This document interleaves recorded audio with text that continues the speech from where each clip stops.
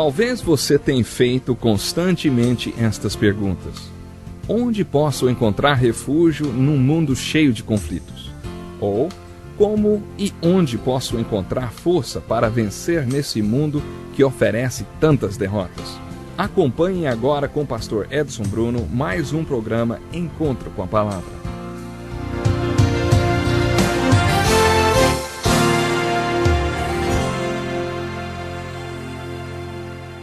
Que bênção de Deus podermos mais uma vez estar juntos para o encontro com a Palavra. Abra a sua Bíblia no primeiro livro de Crônicas e siga comigo a continuação do estudo da Bíblia. Antes de passarmos para o livro de Crônicas, gostaria de acrescentar mais uma coisa a respeito dos livros de 1º e 2º Reis. Sei que o estudo dos livros histórico-literários da Bíblia envolve muita leitura e estamos dando uma perspectiva geral deles para que quando você for ler sozinho, os entenda melhor. Primeiramente, observe que nos livros de 1º e 2º Reis, Deus trata dos reis que, de certa forma, ele nunca desejou que o povo tivesse. Observe quanta paciência Deus teve com os reis ímpios, especialmente com os do Reino do Norte. Observe também como Deus pacientemente os alertou antes que todos aqueles períodos de escravidão sobreviessem sobre os israelitas. E por último, veja como Deus também respondeu às orações dos reis ímpios, o que levanta algumas questões teológicas muito interessantes. Por exemplo, o rei chamado Jeoacás era um rei muito ímpio que orou pedindo ajuda de Deus e Deus o ouviu. Deus o livrou dos assírios. O fato de Deus ter ouvido a oração de um rei tão ímpio como esse levanta algumas questões. Muitos acreditam que Deus só responde às orações dos crentes que estão em comunhão com Ele. Aqueles que estão quites com Deus, vamos dizer assim. Eu não encontro esse conceito nas Escrituras. Nas Escrituras, Deus ouviu a oração dos publicanos, Deus ouviu as orações dos pecadores e Deus ouviu as orações dos reis ímpios. Hoje, se o filho de um homem ímpio sofrer um acidente e esse homem baixar sua cabeça e orar a Deus pedindo que a vida de seu filho seja salva, será que Deus não ouvirá a sua oração? Deus pode ouvir a oração de qualquer pessoa, a qualquer hora. Essa verdade está ilustrada para nós nos livros de reis. Nesses livros do reino você não vê apenas a paciência e o amor de Deus para com aqueles reis ímpios, mas também vê Deus respondendo suas orações. Observe as evidências da misericórdia de Deus. Quando o Reino do Norte estava prestes a cair e ser extinto, nunca mais se ouviria falar dele novamente. Muitas pessoas desertaram e foram para o Reino do Sul. Essas deserções são uma evidência da misericórdia e do amor de Deus. Elas também mostram por que Judá, o Reino do Sul, tornou-se tão forte. O Reino do Sul tornou-se muito forte porque muitas pessoas do Reino do Norte desertaram para Judá antes que o Reino do Norte caísse. Essas deserções demonstram o amor e a misericórdia de Deus quando o vemos resgatando alguns remanescentes do Reino do Norte antes que esse reino caísse e se extinguisse. 1º e 2º Reis são seguidos de 1º e 2º Crônicas. Os livros de 1º e 2º Samuel e 1º e 2º Reis cobrem um período da história que vai de 1000 a.C. até 500 a.C. 1º e 2º Crônicas relatam o mesmo período da história. Os antigos organizadores dos livros do Velho Testamento colocavam os livros de Crônicas junto com os livros de Esdras e Neemias. O hebraico dos livros de Crônicas é tão semelhante ao dos livros de Esdras e Neemias que muitos estudiosos acreditam que Esdras tenha escrito todos eles. Somente quando os livros do Velho Testamento foram organizados pela última vez é que os livros de Crônicas foram agrupados aos livros de Samuel e de Reis, porque todos esses 6 livros tratam do mesmo período da história. Quando percebemos que os livros de Crônicas falam do mesmo período da história coberto pelos livros de Samuel e Reis, nos perguntamos por que Deus abordou o mesmo período da história pela segunda vez. Há muitas respostas para esta pergunta. A primeira delas é que a repetição é a essência da educação. Se você não repetir, não consegue ensinar.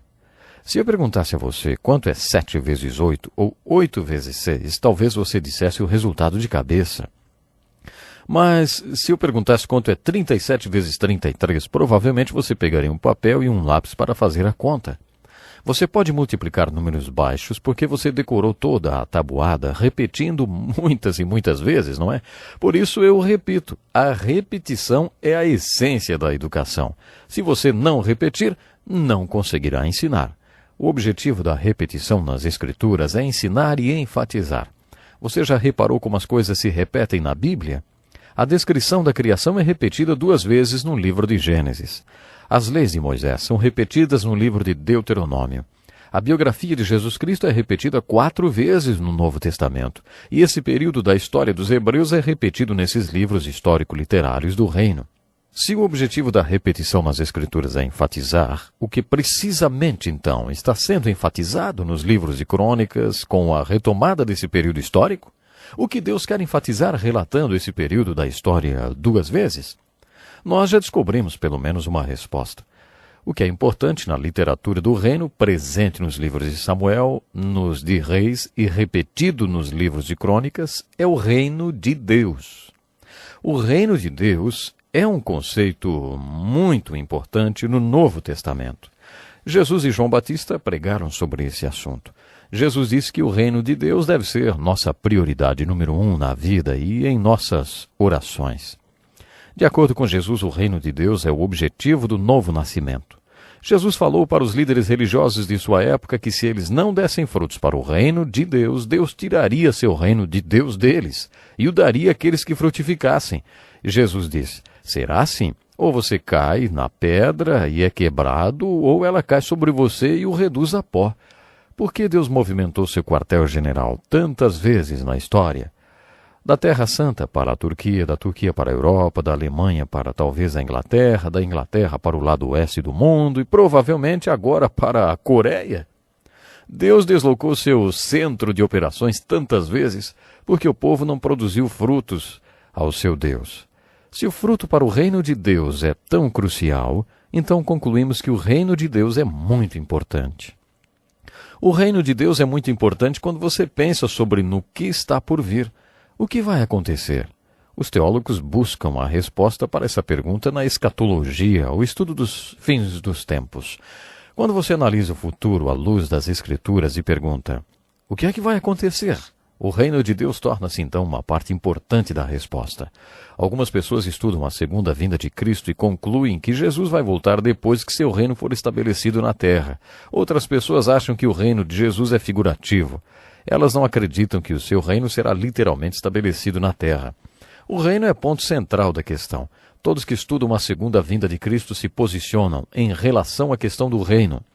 Muitas vezes somos identificados de acordo com a posição que tomamos em relação ao reino de Deus e à segunda vinda de Cristo. Quando eu estava na faculdade, falava-se muito sobre ser pré-milenista, o que significa acreditar que Jesus virá antes do reino do milênio, o reino dos 1000 anos. Antes da Segunda Guerra Mundial, muitas pessoas eram pós-milenistas, criam que Jesus viria depois do milênio, ou virá depois do milênio. Os pós-milenistas acreditam que tudo ficará cada vez melhor e que eles próprios vão melhorar até o ponto que terão um reino aqui na Terra, quando Jesus então voltará. Essa é a antiga posição pós-milênio. A Primeira Guerra Mundial, a Segunda Guerra Mundial, a Guerra da Coreia, a Guerra do Vietnã, Guerra Quente, Guerra Fria, Guerra do Afeganistão, tudo isso enfraqueceu os pós-milenistas. Parece que as coisas não vão melhorar, até parece que vão piorar. Por isso não há mais tantos pós-milenistas. Se você é uma daquelas pessoas que acreditam que o reino é figurativo, você é chamado de A-mil. Uma vez ouvi uma pessoa dizer que depois de ter sido pré-milenista, pós-milenista e amilenista, acabou se tornando num bom mil. Alguém disse: irmão, que posição bom mil é essa? São as pessoas que acreditam que no final de tudo, tudo será bom e melhor. Aí ele disse: eu sou um bom mil. Essa realmente é uma ótima posição em relação ao milênio. Quando olhamos para o futuro, o reino torna-se um conceito muito importante. O que você entende sobre o reino que está por vir? O conceito de reino que vimos na literatura do reino é muito importante. É por isso que esses 6 livros históricos são chamados de literatura do reino. Deus quer que entendamos que ele é rei. Deus quer súditos para o seu reino. É por isso que ele nos relata esse período da história 2 vezes. Uma terceira razão pela qual Deus decidiu que esse período da história fosse abordado pela segunda vez é porque ele é muito importante para que entendamos que o povo rejeitou Deus como o seu rei.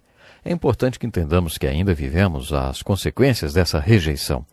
Quando o povo rejeitou Deus como rei, o resultado final foi a escravidão. Depois dos cativeiros, não se ouviu mais nada sobre o Reino do Norte. A narrativa histórica continua com o Reino do Sul. De acordo com os estudos proféticos sobre a grande varredura que Deus fez, quando o povo do Reino do Sul foi levado para a Babilônia, iniciou-se uma nova era. Eles chamam essa nova era de os tempos dos gentios. Deus quis uma teocracia, onde ele fosse o rei e os filhos de Israel fossem seus súditos. Tudo que Deus precisava para que a teocracia funcionasse era um profeta, sacerdote, para que ele então pudesse se comunicar com o povo e guiá-lo. Mas quando os filhos de Israel rejeitaram esse plano, Deus disse: tudo bem, vocês serão dispersos entre os gentios, referindo-se aos não-judeus, aos incrédulos, e vocês serão governados por gentios. Começando com o cativeiro babilônico, Deus não estava trabalhando com reis que faziam toda a sua vontade e que tinham um coração segundo a vontade de Deus, como Davi.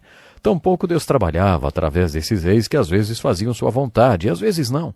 Deus estava trabalhando com reis como Nabucodonosor ou Ciro, o Grande, que eram reis pagãos.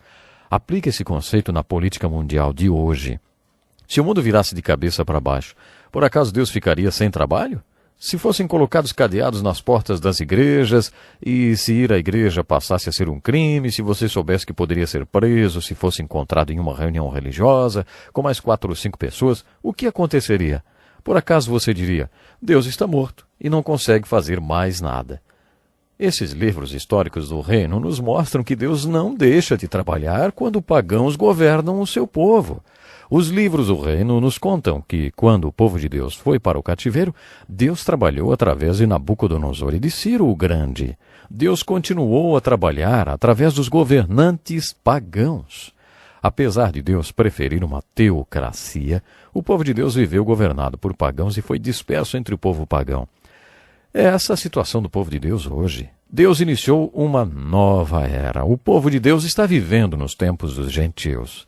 É por isso que quando Jesus, referindo-se ao reino de Deus, que ele veio pregar, disse: o reino de Deus não vem de modo visível, nem se dirá, aqui está ele, ou lá está, porque o reino de Deus está entre vocês. O reino de Deus não é um lugar ou um país. O reino de Deus está dentro de você. Palavras de Jesus. No entanto, o povo hebreu rejeitou esse plano. Desde esse dia na história dos hebreus nunca mais houve uma nação governada por Deus na terra. Não há mais nenhuma nação cristã. O reino de Deus é vivido individualmente nos corações das pessoas. Algumas pessoas pensam que se o presidente ou o primeiro-ministro forem crentes, então a nação será como o reino de Deus na terra, e toda a nação será como a igreja, porque o presidente é alguém nascido de novo. Esse pensamento revela uma falta de conhecimento. Uma falta de conhecimento do significado desse período da história do reino. Deus fala desse período 2 vezes devido à sua importância para nós. Quando entendemos a mensagem dos livros do reino, percebemos que ainda vivemos as consequências daquela época. Que pena, o nosso tempo já acabou, mas no próximo programa vamos continuar. Até lá então, eu espero você, hein? Que lição importantíssima.